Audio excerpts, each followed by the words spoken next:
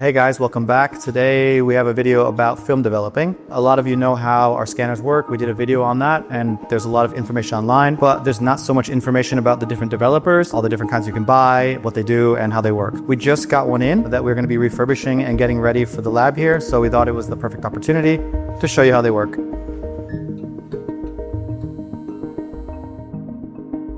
So yeah, if you guys are familiar with film developing, usually you're going to use one of these. These are quite basic. You just load the film on the reel in the dark once you put it in.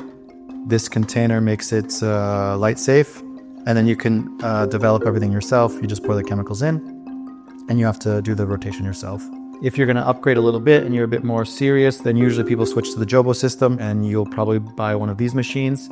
This is just spinning the film for you. We were using this for quite a while. I think a lot of people start with this, and if you are running a lab, it gets very slow very quickly that you need to upgrade because there's a lot of moving parts. There's a lot of manual labor involved in doing these kind of processes. You have to do everything in the dark, open, close, load a bunch of reels, pour out the chemicals, where the machines we use upstairs are much more automatic and kind of do everything for you. Price-wise, like a tank like this is like around 30 euros. This gets you, what you need basically to develop usually black and white film, but you can also do color. Then when you upgrade to Jobo tanks, they're a bit more expensive, 50, 60 euros for this. But then the machines, they start from, I think maybe 400 or 500 if you get it on the secondhand market, or you can buy the brand new ones. I think this one is probably between 2,000 and 3,000 euros new. As you can see, ours are quite well used. And yeah, these Noritsus, they go for around 10,000, I think I found right now on eBay. It depends on where you get it, between 5 and 15. It depends on if you have it fully refurbished, if you need to clean it yourself. But yeah, say averaging about 10K. Then there's also the Fuji FP363 is what we had previously. We've then upgraded to all Noritsu, so everything is the same machine. We currently have 3. As you can see, before we had 3 Fujis, and we just kind of did some trading and some little bit of, some side deals, and we got this guy. Yeah, so the main reason why we are using a big developer like this is because how much film we can develop per hour. Usually the numbers on the machines, they're all quite simple. This is V30, which means they can develop 30 rolls of 24 exposure film per hour. Then, for example, here's our other guy. This is our main workhorse right now. This one can do 50 rolls of 24 exposure rolls per hour. So yeah, I know you can do the math. Usually we get 36 exposure rolls, so can't do the math in my head. Tristy will put the math on the screen. So the main advantage of these machines, other than speed, basically it's a dry to dry system. So the films are put in here on this end, and when they come out, they're already dry in about 10 minutes or so. So when you're developing with the other system or the other way in these tanks that we showed you in the basement, you have to physically dry the film, which actually usually probably takes longer than it does just for the development. So developing is 3-4 minutes maybe in total, and the drying can take 10, 20, 30 minutes, depends on how you're going to dry it. So if you look over here, the film is coming out dry and ready to go, ready to scan. Yeah, so anyways, I'm going to show you how this developer works, the different parts. So first I'll just go over a quick overview of the different areas of the machine. The main control center is over here. LCD screen kind of tells you what you want it to do. This is the loading area and where the person developing, this is where they stand. Now we are doing the test leader card. Each machine has a different shape of leader card.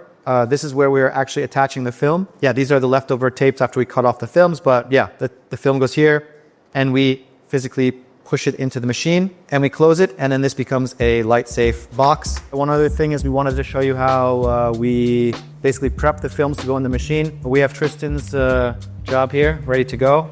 VIP baby. Yeah, so one thing that a lot of people don't realize is actually we have to pull the films back out of the canisters. So a lot of people put them in on purpose. If you leave it out, it's actually easier for us. Maybe you've used this tool before or seen this. It's quite an annoying tool if you don't know how to use it. Let's see if I can do this first try.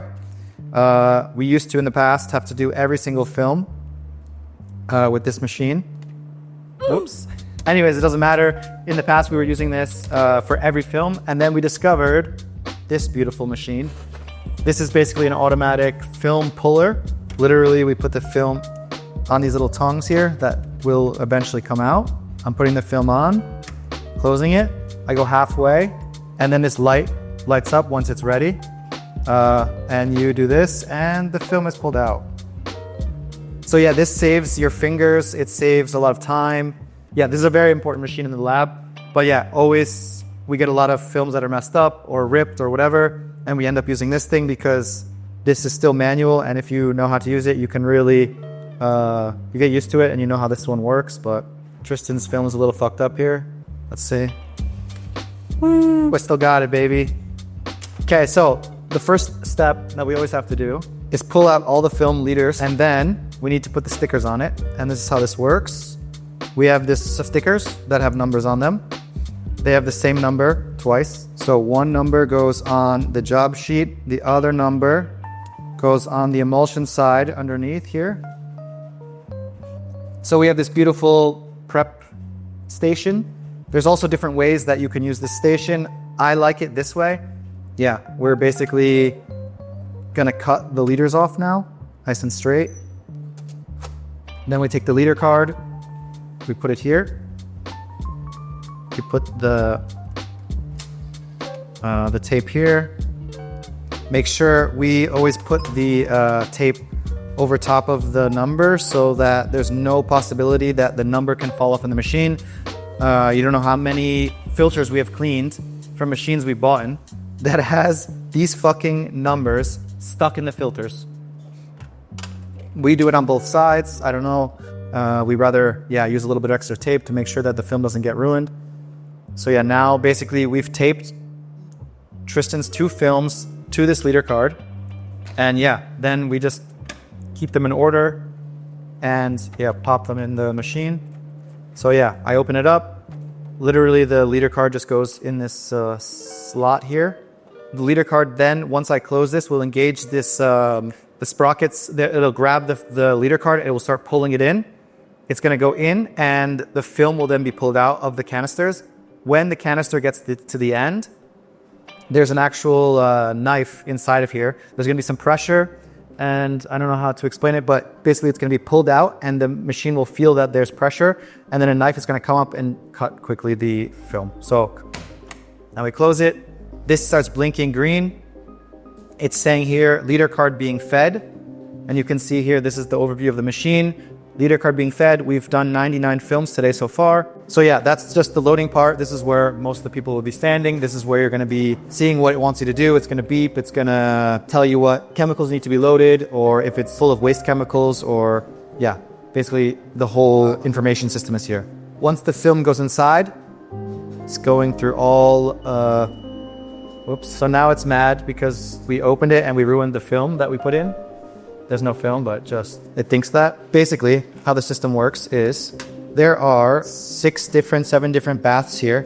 Each one is with a different type of chemical inside, or at the moment we just have water in it because we are still cleaning the machine. For example, I will lift this one out because it's a bit smaller than the first one. So your film is going into the machine, into each chemical. It gets sucked into this system here, and it gets pulled in by the machine, and it goes in each chemical, and then it comes out the other side. And yeah, usually attach this then is your film. So it's going basically like this, up and down like a snake throughout the whole machine. And then it's gonna come to the end one here and then go through the dryer. So on a professional machine, you have 4 different chemicals, let's say. You have the development, then you have the bleach, then you have the fix, and then you have the stabilizer and kind of washing area. And yeah, regularly we have to change them, clean them, this little thing. But each chemical has its own rack. The last 3 are actually just the stabilizer and the washing area. And then, these are called crossovers, I guess, would be the technical term. And they are bridging the gap between the different chemicals. So basically it's going through this, I don't know how you call it, like a fun little slide. I don't know what this is, but anyways, it forces it over into the next chemical. Every day we clean these. We pull them out, we clean them. The racks, which are these things inside here, we do every few months. But usually there's chemical buildup on these guys. So yeah, it's a daily thing. We let them soak overnight. It makes sure that all the chemicals are off and that then no old chemicals or gooey stuff gets onto your films and everything is fresh every day. As you can see, this machine needs a bit of cleaning still. Then the only weird thing that I can show you that's kind of cool, the last one here, once it's finished with the full development process, this is a squeegee rack. This one has different rollers here. These are like kind of sucking the chemicals, drying the film all at once. This is the last little bit that's kind of getting the moisture off of the film before it shoots itself into the dryer. Then in the dryer, there's a bunch of rollers made out of foam, and there is hot air, which you can kind of hear. That's what the big noise is in the lab. There's a hot air kind of blow dryer inside of here, and this is quickly, within 2 or 3 minutes, drying off the film. This is the Noritsu system, which we've now just switched over to. We had a Fuji system before. Fuji system uses like a bicycle chain to control everything inside of here. This Noritsu system is using these cogs and wheels here, made out of plastic. And one benefit of this is at least that we can get these pieces quite easily because they're plastic. They can also be 3D printed. In the old Fuji system, there's an actual physical belt in here that then made out of rubber, and after a while it breaks. And this is now a part that's becoming quite hard to find. No one's making these belts because they're a very specific size. Inside of here, there's gears, and these gears are much easier to replace. You can, again, 3D print them, or you can still find them. So that was the main reason for us to switch over to the Noritsu system. As it happened a few summers ago, we broke a belt. We didn't have a backup. We had to wait 2 or 3 weeks to get a belt in, and we were 3 weeks behind in developing. So yeah, it was not a fun time. We had a lot of mad customers. We had to deal with other partner labs to develop for us. We were still scanning, driving film all over the city to try to, keep up. And it was a mess. That's why we have this now. So we have our main one that's working. And then in case one of them breaks, we have backup. Let's just do a quick thing here. In each of these baths are filters. These are just big tanks here, each one. They need to be constantly cycled. Basically right now, inside of here, there's a pump pumping the liquid in a continuous circle through the filter to make sure everything's clean all the time, and through a heater. The heater is pumping it to the correct temperature. This keeps the temperature perfect at all times. This is a big reason why people do not develop at home, because you have to keep the consistent temperature of like 37.8, 38 degrees. And to keep this consistent for your development time at home is quite difficult unless you have a machine that does it. But if you want to be professional, you have to use a machine that's keeping track of everything. And you can see here, these are each of the chemicals, and these are each of the temperatures. So I'm to the point of a degree, which is, quite precise. So we need the color developer to be at 37.8 within 1 or 2 of a point of a degree. I don't know what you could consider that, but the machine won't go until they're all at the right temperature. And if the color developer changes at all, it'll also stop the machine if there's no film in it, or it won't take the film until it's up to the right temperature. So, you're not going to ever get this precision if you're going to do this by yourself in one of these, little black tanks, I think. Then, once we put a film in, this is activating the developer to say, hey, there's a film in here. It recognizes with its sensors which type of film it is and also how long it is. And then it's corresponding that to how much film developer it's adding into the development tanks. So this is also quite precise. I think we are doing like 24 milliliters per 24 exposures or something like this. Each developer is different. We are very high volume. That's the word. We did a little bit of math about, depending on how many films we're developing, how many times we have to change the chemicals per day. So we always try to keep a little bit of track of having enough chemicals in our storage and enough to keep up with the demand. This is where it gets a bit confusing. The top half of the machine, which I showed you, basically is where there's always chemicals inside. This is the seasoned chemicals. This is where the actual film is touching and going through in this snake-like pattern. Then we open up the secret door here. This is raw replenishment chemicals. This is where the pumps inside of here, there's a second set of pumps that's just taking, for every film you put in, for example, for the color developer, we checked it on this sheet and we were just setting it up today. It's 21 milliliters per 1 meter of film. So it's sucking 21 milliliters and dripping it into the development chemicals that are in the top. So it's using a replenishment system. Yeah, there's the seasoned tank of developer on top. The film goes in, and the developer is being exhausted from the film because it's developing the film. There's 100 milliliters being pumped in of fresh chemical, and there's then this 20 milliliters being pumped in, and 20 milliliters will then come into the waste tank, which will be then thrown away or recycled. Basically, it's just a constant system of fresh chemicals being pumped into the machine. In lower volume machines, it can be a problem if you're only developing a few films per day, because then these can become moldy or old or full of calc, or they're not being used. And also the chemicals on top, if they're sitting for weeks at a time and are not being used, they also can go bad. So you always want to make sure that the lab you're dealing with is doing a high volume or is quite up to speed with all their chemicals, using fresh stuff, because it can affect how your film comes out. These are the four main chemicals: color developer, bleach, fix, stabilizer, which we have to fill these basically daily. And these are just, I think, 11 liters each or 10 liters each of tanks that we are, filling with replenisher. And we'll show you kind of what the chemicals look like. So every lab kind of has their own system for mixing chemicals and for which chemicals they're using. It also maybe can be a bit of a secret. We like the Fuji developer. We use the Fuji film system when we can get it. Sometimes we cannot get it. Right now we are using a little bit of a hybrid system. We're using Kalbe, which is a local in Germany chemical company.